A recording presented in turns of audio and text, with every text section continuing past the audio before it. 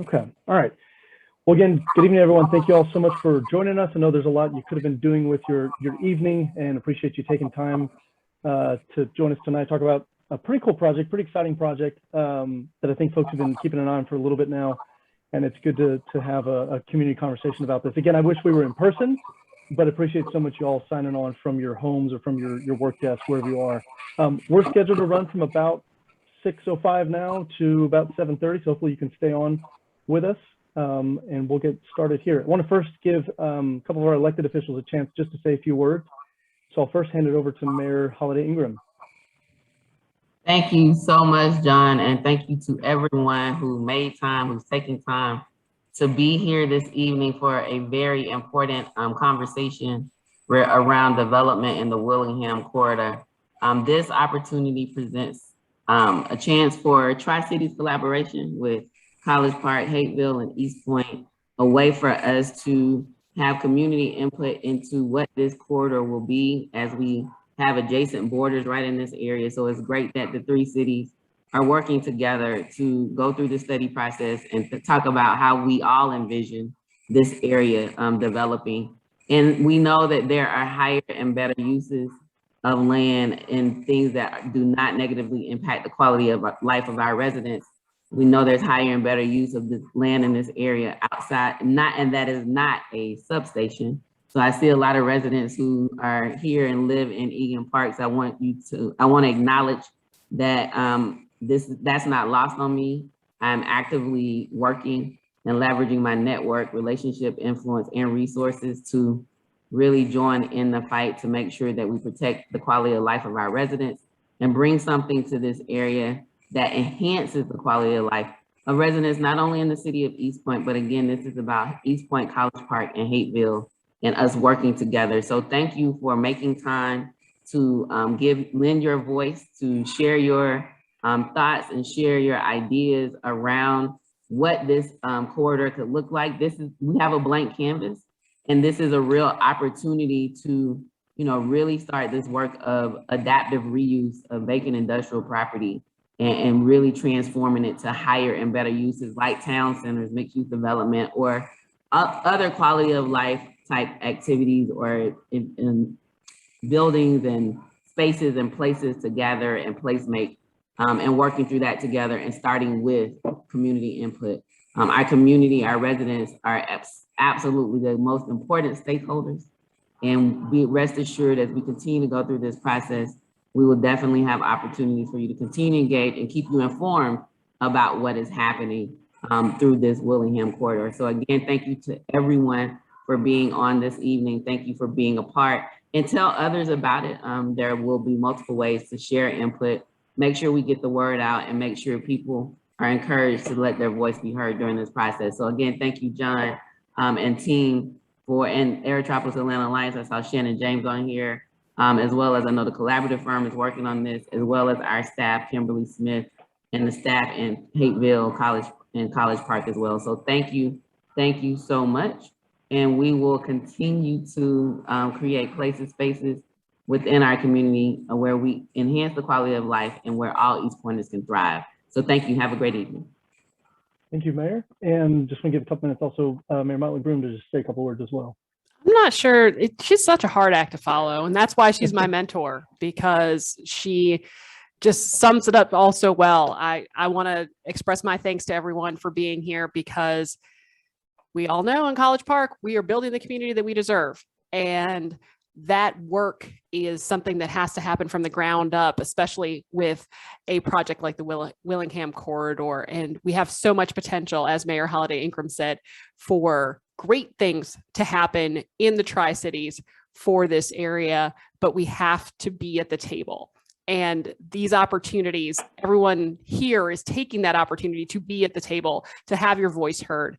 And there is no more important aspect of this, to get this community input. And so I'm thrilled to be able to be beside my mentor, as I said, and other community leaders to help listen and try to help shape this vision as we move forward, because we know that on the South Side, we've got affordability, accessibility, proximity, and we are constantly on the radar of so many people. But the people who are here now, the people who travel this corridor, who travel all of our areas in the Tri-Cities, know best about how this should be shaped.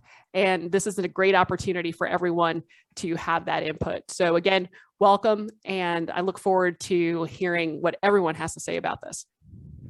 Great. Thank you so much, Mayor. We have a few other elected officials. Just want to recognize them real quick. I see Councilmember Clay, Councilmember Allen. And if there are other council members from any of the Tri-Cities that I'm missing, please go ahead and raise your hand.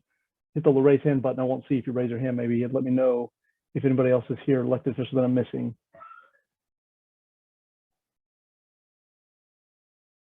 And I don't see anybody. If anybody on the team, though, notices other elected officials, we can recognize them as we go. But it's good to have elected officials along with us. It's always good to have their support and encouragement. A lot of this stuff eventually has to, push comes to shove, and the powers that be are the ones that help kind of push this across in implementation. So it's great to have them with us.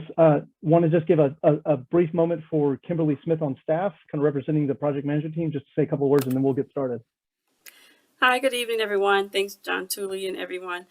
Just wanted to say quickly that we are just elated to have this team together, the project management team, come together from all three jurisdictions, College Park, Hapeville, City of East Point, working closely together on this project to reimagine the Willingham Corridor. Thanks to the Flint River representatives and Hannah, and also Aerotropolis for being a part of this and bringing this to us as a great project that we are actually going to be in the making of reimagining an area that has been industrial for so long, and we're going to fold the Flint into it and just make it a great place to visit for this side of the South Side. So I'm just excited. Thank all the project management team members, the citizens, and we are just looking so much forward to everyone's input on this and making it a great project. Thank you. Thanks. All right. So we're going to get going. Again, my name is John Tooley with Kinley Horn, project manager, but working with a whole slew of folks that you don't see on your screen yet. You'll hear from a few tonight. When we get to the breakouts, you'll actually see more of them.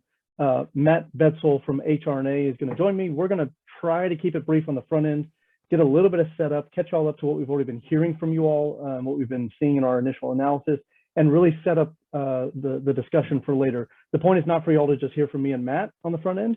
It's actually to get to the discussion and hear from you all as far as what you imagine and envision for this area going forward. So we're going to roll through a couple of things in the beginning, and then we'll get to the discussion. So again, I said this to folks as you were joining, your mics have been muted at this point, and chat feature has been mostly disabled, but you should be able to submit questions to the host. Specifically, if you have a question that comes up during the presentation, send that to Q&A Winston. You should see him listed there toward the top of the folks, participants. We'll try to get to as many of those as possible. We do want to leave time for the discussion, so some of those questions may make sense to be handled kind of in the breakouts.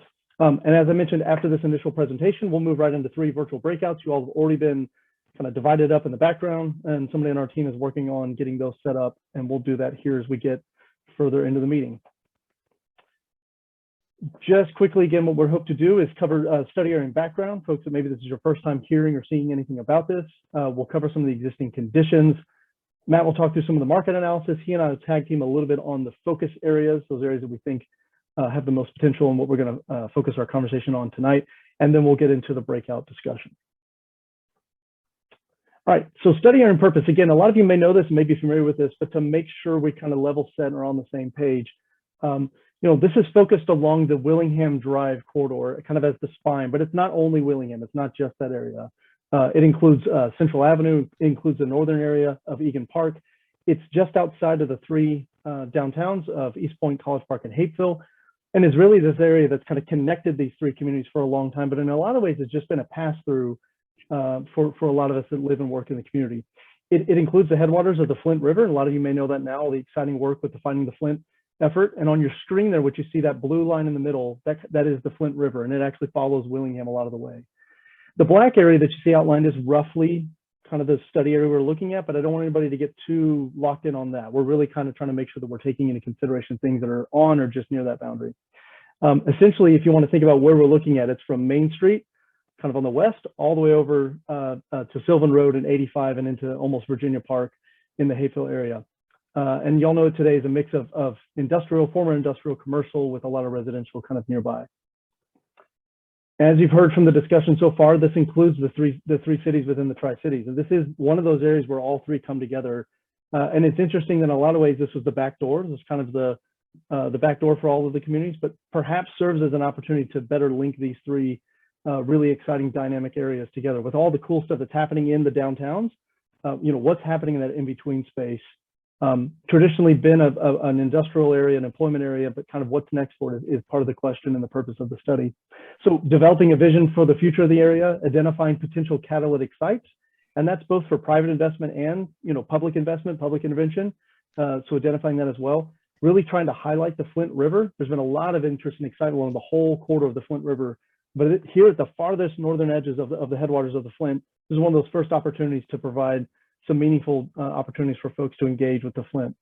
And then, as I mentioned a couple of times, creating an area that connects the Tri-Cities rather than serving as a bit of a border or a boundary between them.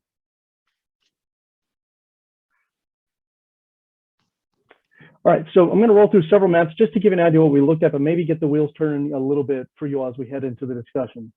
Think about existing conditions. There's a lot of things we look at. We think about land use, we think about transportation, we think about existing building patterns, existing block structures and connectivity. And so that's what I'm going to flip through here a little bit as we move forward.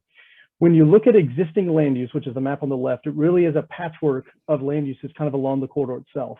And so you see purples and reds and everything that represent a mix of industrial and commercial and other uses. What's interesting is you have a lot of these residential areas that really do come up close and in some cases touch the Willingham Corridor. And so you have very interesting points along the corridor where you have industrial, in some cases heavy industrial, and then residential nearby. And so what is that relationship today? What's happening with those uses now? Are all those uses active? Maybe not, but that's kind of how they've been classified. The map on the right is zoning, and you can see some similarities, but maybe things have been smoothed out a little bit as you can clearly see the industrial areas and the residential areas.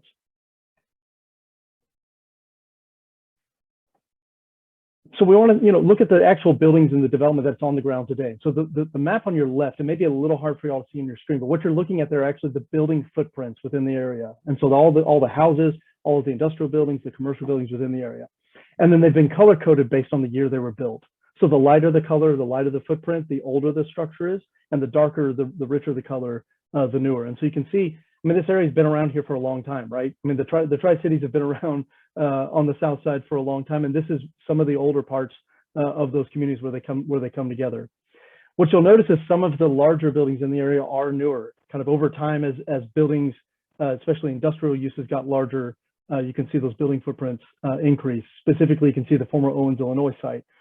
But what's interesting is from a land use standpoint, you wouldn't necessarily look at this and imagine this as a warehouse distribution district from the building sizes. A lot of what you see today from the building sizes for warehouse and distribution are these large format, very large buildings that take up many acres, many hundreds of thousands of square feet. And so this is kind of an older, finer grained sort of industrial and employment area that we're working with here. The map on the right, again, still in the study area, using an aerial though instead. Willingham Drive still there in the middle. And what you see is the Flint corridor highlighted again in blue. And in purple are all of the parcels, all of the properties that the Flint either runs through or is immediately adjacent to. And so if one of the purposes of this study and one of the goals of finding the Flint and of the three communities right now is to really highlight the Flint, get folks in contact with the Flint again, these are maybe some of those opportunities where that could happen. Not 100%, but that's kind of the canvas we're working with, if you will.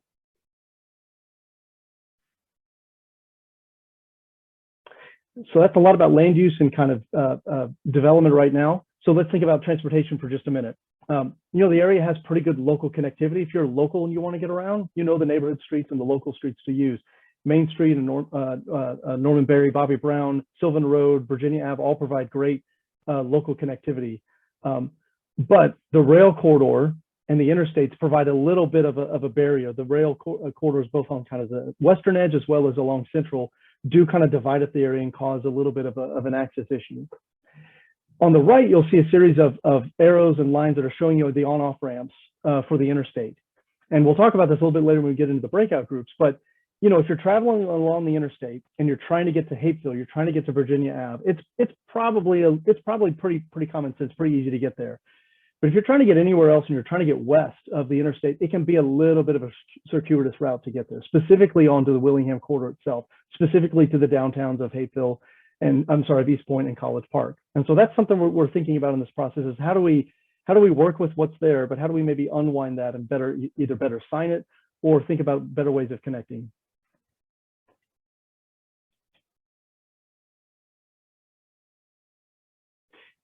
Continuing on transportation, thinking about at-grade crossings and grade separated. And so as I mentioned, we have railroads that crisscross the area. And so there's several points where it's already grade separated. You don't actually have to stop at the tracks and cross the tracks. It's either a bridge over or a tunnel under. But there are still several points where you're crossing at grade. It causes safety issues, may cause some congestion issues when trains come through and in some cases stop for long periods of time. And so that's something we're considering as well. It's important to note on this slide that MARTA is currently considering expansion of rail service into Clayton County that would come right through this area. And so that would only increase the amount of trains that are kind of coming through here. And so thinking about how that impacts these current at-grade crossings. The map on the right is showing you current traffic signals. So those intersections that are signalized. Along Willingham and Central, you can see there's not many. And that's okay, right? I mean, the traffic in the past hasn't been so much on the cross streets that you've needed that. But as the area continues to redevelop and come online, we maybe need to think about what's happening at some of those intersections. Additionally, there may be some points kind of just off or just at the edge of the corridor where there are either multiple traffic signals or multiple intersections that may or may not be functioning well together. And so thinking about where Irene Kidd and Main Street and the MARTA station come together in East Point, as well as where Sylvan Road, 85, and North and South Central Ave all come together on that end. From a crash standpoint, there's not really anything shocking here. Kind of those major intersections, the points that carry heavier loads of traffic, heavier loads of cars, are those places that rise up with a little more as far as incidences of crashes. But there's not really anywhere that's jumping out as anything out of the ordinary. But you can see Main Street, you can see Norman Berry, and then you can see the Sylvan Road cluster, I'll call it over there. There's multiple intersections kind of right nearby that come together. And thinking about safety, there's a lot of great transit access in the area. So beyond the two MARTA stations that are just off the map in downtown East Point, downtown College Park, there's actually really good bus service with a lot of bus stops right through the area. But when you think about how folks get to and from those bus stops and where they're trying to get to, you look at the map on the right, along Willingham and Central, there's really limited sidewalks. In some cases, no sidewalks. In some cases, not even a lot of a shoulder for them to walk on as well. And so these are the pieces of the puzzle that we're trying to put together through this process to think, if we want Willingham to be different, what do we need to be thinking about as far as connectivity and safety and walkability? Speaking of walkability, specifically along Willingham, this is one of the goals of the studies to think about what can we do specifically along Willingham Drive.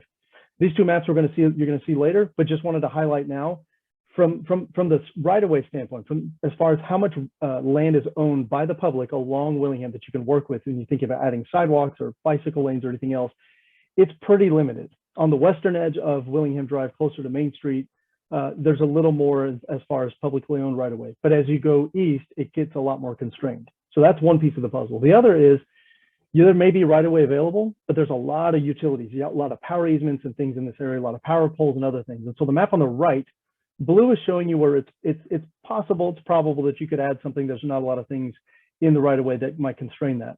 But any other color you see, kind of red or purple or pink, is saying it's a little more of a challenge if we're going to add anything in that space. And so we're going to need to kind of think creative. It doesn't mean that all bets are off, can't add anything, but we're going to need to think creatively about where we add things and sort of think about the timing and partnering with private sector and public sector and other folks. Real quickly on Greenspace, there's actually several existing green spaces in the area, whether they're athletic complexes or other small pocket parks, neighborhood parks. A lot of you may know the Headwaters Nature Preserve that's proposed. It's underway, and hopefully we'll be entering the final kind of planning and design phases soon.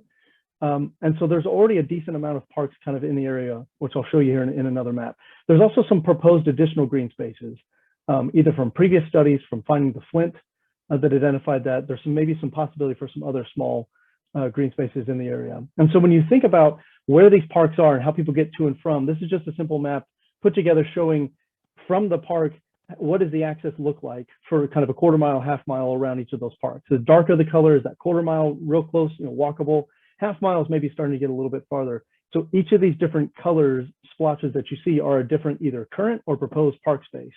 And so if we see all of this come online at some point, you actually see pretty good park coverage for a lot of the area with maybe a couple of gaps here and there to think about. And again, when we get into the breakouts, we'll talk a little more about that. Here's just a quick snapshot. This is at least current as of, there's probably data on it, somewhere August of the proposed Headwaters Nature Preserve. Really exciting. I mean, a lot of the things we've been talking about with Flint River and with Willingham Drive are kind of these, you know, abstract in the future kind of things. I mean, this is something that's happening now. I mean, the land has been transferred or being transferred from MARTA to College Park and East Point. Plans are underway that you see on your screen to actually bring an amazing new amenity to the area that's really going to change how folks think about the corridor, how they interact with the corridor. They come to a corridor for a totally different reason than they do now. So that's really exciting to have an actual catalytic project underway that'll help transform and change the area. All right, with that, I'm going to be quiet for a few minutes and hand it over to Matt to talk through some of the market demographics. Yeah, thanks, John. So we took a look at a little bit of a larger study area than just the boundary that we were looking at before. Primarily the two residential neighborhoods just north, and composite more than just two residential neighborhoods. The collection of residential neighborhoods just north and south of Willingham. So part of the start of this to really, you know, zone in on the market potential of Willingham was to get a better idea of the demographics and especially the change in demographics, which includes changes in population and income over the past decade or so. Our analysis, what we found was that since roughly 2010, population loss has largely stabilized in the area after you know, a number of years of decline. And since 2010, also the pace of income growth has almost doubled that of the Tri-Cities as a whole. So we're seeing rapidly increasing incomes in this area. But then when you zoom in and you look at the residential portion just north and just south of the corridor, a different picture starts to emerge. So the neighborhoods just south of the corridor have seen roughly, you know, stabilized population, but dramatically increasing incomes and also dramatically increasing college attainment. You know, for the corridor as a whole, we saw bachelor's degrees more than double. So the percent of households with bachelor's degrees has more than doubled since 2010, rising from 15 to 30%. But in the neighborhoods just south of the corridor, they've increased from roughly 15% to 42, 43%, which is extremely dramatic increase. It's one of the fastest increases we've seen in the entire city. And in fact, in terms of absolute increase, it's more than what you even see in parts of in-town Atlanta near the Beltline. So that's pretty staggering. But when you look north of the corridor, incomes have actually stagnated. They've actually decreased. And it's one of the few neighborhoods and one of the few census tracts in the entire Tri-Cities area where you see that. On the workforce side, what we've seen is that transportation-aware housing, which is a pretty big employer around the airport and the Aerotropolis area, have declined since 2010, which is surprising. But the largest employer in the area, which is environmental remediation services, it's got a fancy name. It basically means, you know, junkyards or recycle. I know that there's a couple of businesses that do recycling. That is continued to be the largest employer and has also seen the largest employment increase since 2010 as well. And we can go to the next slide, John. So we also took a look at just specific types of real estate and their potential. For example, we looked at office, multifamily, hotels, retail, and I'll just go briefly into these here.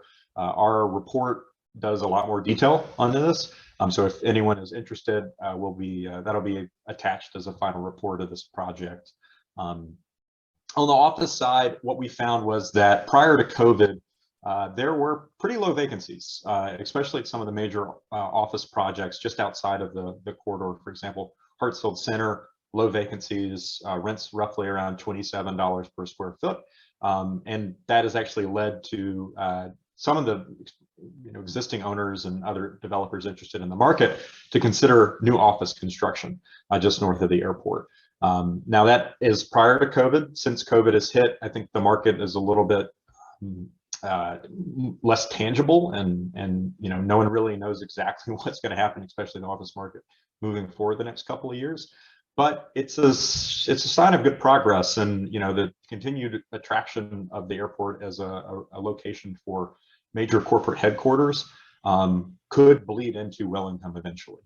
On the multifamily side, what we've seen is high absorption, meaning like when people build new construction, they get rented pretty fast, and that's a really good sign.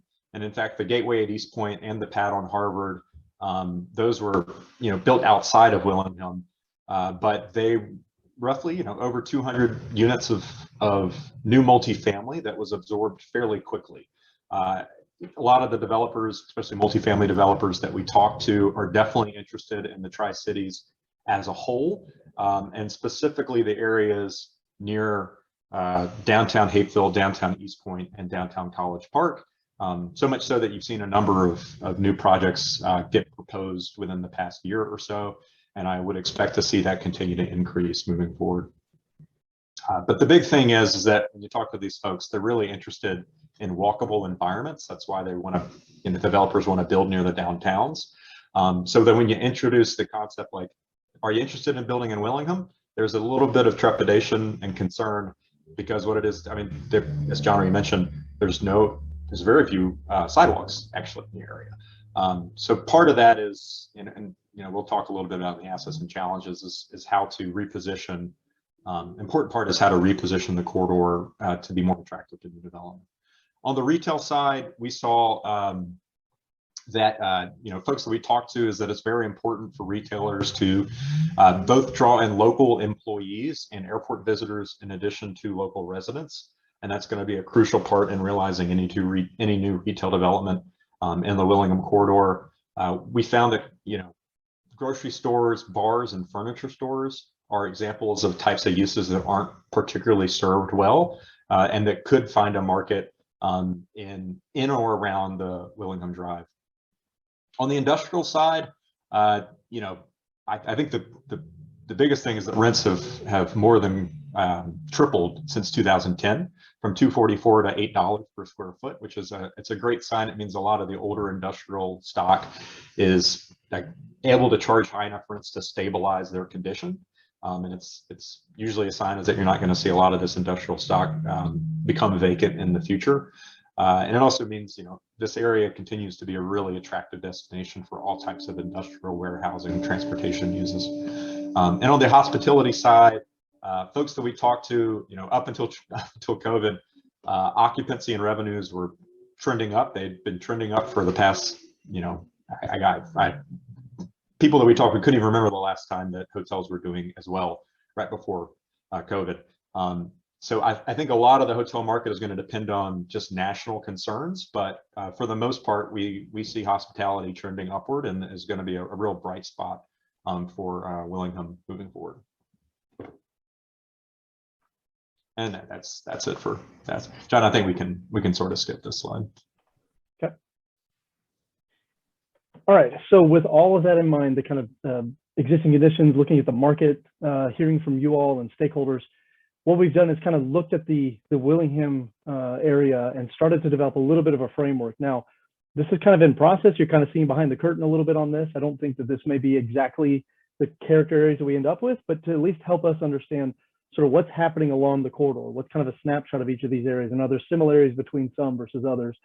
We've identified these 8 characters, if you will, that are going to set up our conversation for tonight. We're going to focus in on a few of these specifically. And so, again, thinking about how we talked about the building sizes, the footprint of those existing buildings, the kind of uses as they change from one area to another, sort of the access, regional or local or otherwise, that's kind of what set up the areas that you see on your screen. But when we think about sort of the areas that have existing activity, the areas that seem like they've got the best kind of short-term potential or have the most opportunity to begin to turn over the area and begin to present a new character for the overall corridor, you know, we've identified these 4/5 areas that maybe have the most potential in the short term. And this is what we're going to focus on tonight. Now, it also happens that these sort of bookend the corridor. These areas maybe are closest to some existing activity centers that have a lot of development activity and interest. Again, mostly prior to COVID, but even after COVID seems seems like a good bet. Acts as a gateway into the area and can begin to kind of introduce a different idea, different concept. And so looking at these 4 specific areas, I'm going to talk through them real quick, and then Matt's going to kind of hit us with a couple of case studies as we look at each of these. So let me roll through these pretty quick. So focus areas 1 and 2, again, this is kind of at the western end of the corridor, and sort of lumping these 2 together because there are some similarities, but again, they're sort of adjacent. So this is where Willingham meets Main Street, the MARTA tracks. Woodward has their track and field facilities. The former Tri-Cities Plaza is in this area. We mentioned the Headwaters Nature Preserve, that's in this area as well. So that's that blue area number 1, south of Willingham. Acts as a bit of a buffer, if you will, between the existing neighborhoods to the south and some of the industrial uses to the north. 2 that you see kind of in that orangish color is sort of that existing kind of industrial core. This is the area that's still pretty active, has some industrial uses.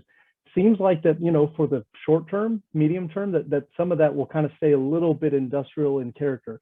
But if it didn't come through with some of what Matt was saying, he'll share some case studies here in a minute, that we think there's a great opportunity for some of these sort of what you might call industrial adjacent type uses. Maybe these are things that have a little more of a storefront. Maybe these are things that act a little more like a retail establishment, but they do kind of look and feel, and they fit in with sort of an industrial character. These areas are obviously closer to the MARTA stations, both the College Park and the East Point MARTA station, and there are some opportunities for redevelopment with some existing kind of underutilized areas that are maybe just for parking or vehicle storage. Additionally, there's some buildings in here, industrial buildings, that have some interesting character that maybe could be thought about how they could be reused for some sort of interesting use in the future. Small parcel size and a lot of different ownership makes it a little bit challenging. Again, I mentioned some of those industrial uses may not leave in the short term, and overall just kind of a lack of awareness with not a lot of folks kind of driving through this area if they don't have a reason to. Matt, you can talk to the case study if you want. I'm on mute. Thanks, John. So we looked at 2 case studies that we think apply to this area. The first being Lee and White. If y'all are familiar, it's near the west end, located right on the belt line. This property, I think, has done really, really well for a couple of reasons. One is because it is a destination, right? It's not necessarily on a path that people drive by every day, but because of the high quality public access to the green space and the belt line, folks think of it and they want to go there and they want to be there. The types of businesses that have located there and done really well are the types of businesses John was mentioning. They're sort of industrial, sort of retail. So breweries, there's a kombucha maker and seller, and I think there's an ice cream maker, a lot of consumer-oriented industrial products that double as a maker space and also as a retail destination. We also looked at Avondale Estates as a strong case study. In the case of Avondale Estates, a pretty similar mix of building stock to what you see in Willingham today, especially if you go back 20 years from now. And a lot of industrial space that has been over a 20-year period turned over into more industrial retail spaces. So today what you see around Avondale is breweries, antiques, home furnishing types of stores. And over time, what especially Avondale Estates as a city has done is that they've leveraged that through funding and investment to create public green space, and that has attracted more intense institutional development. Things like multifamily, there's now office locating there. And we think, that 10 to 15-year timeline, it seems like a long time, but it's something that is in line with what Willingham could be moving forward. We'll try to go through these pretty quickly. So focus area 4, again, we're kind of moving down the corridor. This is right against 85, Norman Berry, Bobby Brown, and Willingham. Great access to 85, to the airport. It's benefiting from its proximity to Virginia Avenue and all of the energy from the hotels and everything that are there, proximity to Delta Airlines headquarters. And as Matt mentioned earlier, prior to COVID, there was some strong potential for additional hotel, kind of airport-oriented hotel development. And a lot of you know this as you've driven up and down Bobby Brown and Norman Berry, you've seen the hotels over the years continue to creep further north. And so it seems like there's a great potential there. Also, if we think about kind of the wider airport area and a lot of the things at the other end of the airport, kind of the former GICC area down near the 5th runway, as that area continues to transition and perhaps continue to transition out of being a hotel, where do those hotels go? I mean, I think we hope that those will land back somewhere in the Tri-Cities area, College Park and East Point and Hapeville specifically. And so maybe there's an opportunity to capture some of that here. Obviously, the existing heavier industrial uses to the north, some of the industrial character that's in the area still, and then kind of limited access maybe to higher frequency transit as some other areas might have. Yeah, and for this, we thought a good case study and something that made a lot of sense was the Gateway Center, the College Park. We think that's a great way to view this potential area. I mean, the Gateway Center is a big success. It took a lot of public partnership, private partnership action, and a lot of public investment. But what it's done is it's created a place out of a hotel district, and that's pretty rare. You don't really see that around the country, and we think it's going to take a lot of work, but we would, we envision that type of possibility along the Willingham Corridor as well. All right, and then 6, so jump across the interstate on into Hapeville, kind of this area north of Virginia, kind of adjacent to Virginia Park, north of Virginia Ave, and I'm sorry, and then west of Virginia Park, north of the Delta Airlines headquarters. In this area, you kind of already get a sense of what's happening. There's already hotel there. There's new hotels coming online. This is where the vacant Delta Tech Ops or Tech building is. Some opportunity to kind of re-inhabit that space. It's exciting. And sort of what's happening between Virginia Park and this area. I mean, there's kind of there's a road that acts as a transition today, but is that enough? And what could be happening in this area? So again, same as Area 4, great access to 85 and the airport, and some of the exciting energy that's already happening on the north end of the airport. And this benefits from being adjacent and close to downtown Hapeville. May need to think about, this is one of those areas like 4, where how do we bridge that divide across 85 that may present a little bit of a barrier.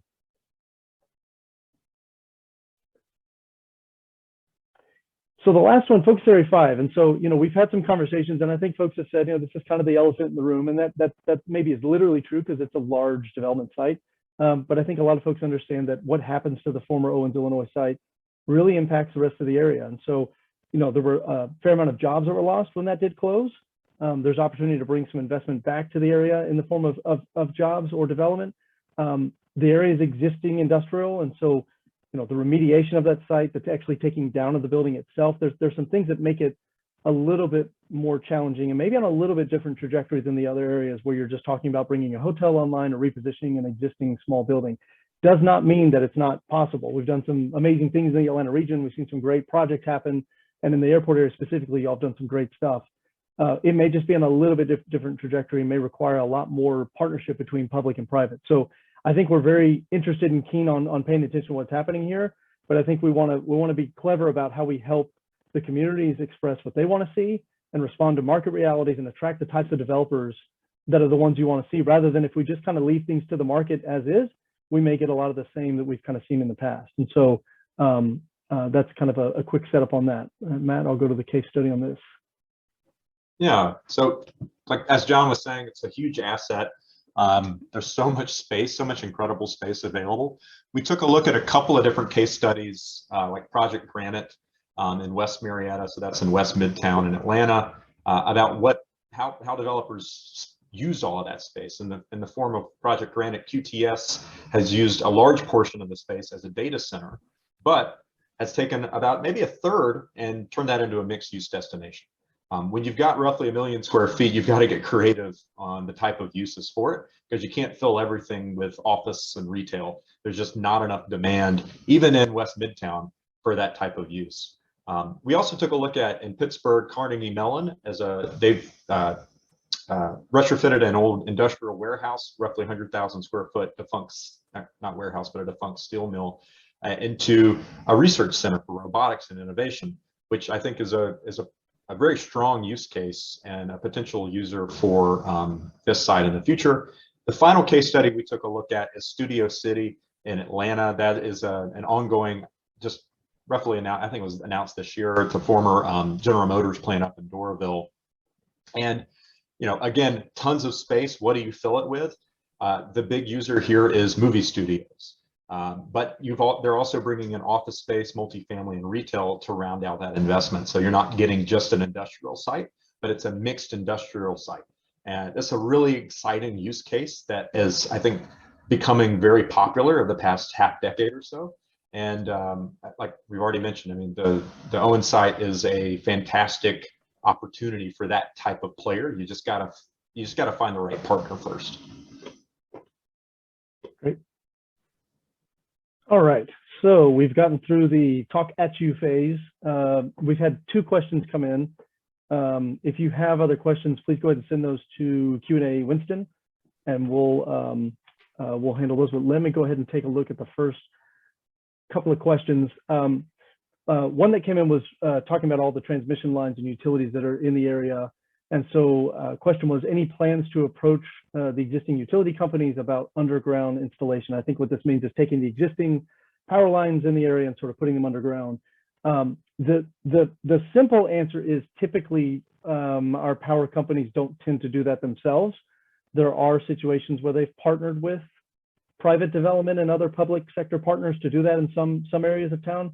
But you see even in Midtown Atlanta and other places where there's been tremendous redevelopment, that the power lines tend to even stay where they are. So not something specifically that we're going to try to tackle, but we do want to think about how do we enhance the area? How do we kind of take care of those places that don't have impacts from that? But how do we kind of soften those areas that maybe already have some of those utilities, some of those easements existing today? Another question was just regarding the existing industrial uses in the area, in some cases that have kind of noxious or emitting different types of gases into the air. And the thought about bringing other types of uses nearby. I think we want to be honest with the fact that we don't want to put hotel and schools and things immediately next to that. But as some of these uses transition and move away to other places, how do we begin to redevelop into those areas?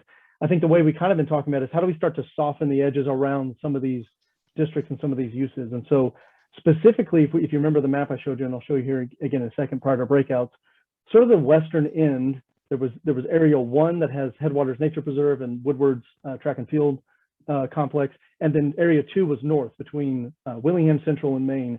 And it's that northern area that maybe some of those uses are sticking around for a little while, but how do we kind of grab some of those edges and think about how they can be, like I said, sort of softened a little bit, some of those other industrial adjacent or retail type uses.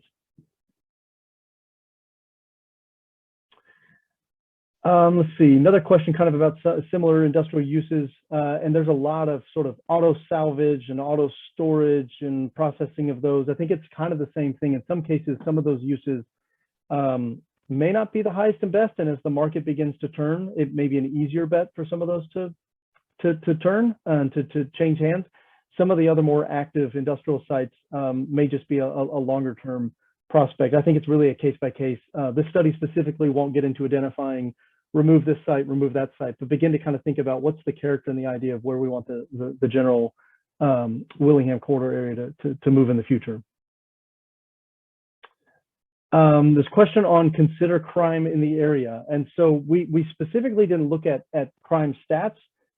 However, kind of thinking about general good practice when you think about redeveloping areas, especially areas that typically weren't pedestrian oriented, weren't more walkable. There's this kind of notion that's been around for a while about eyes on the street.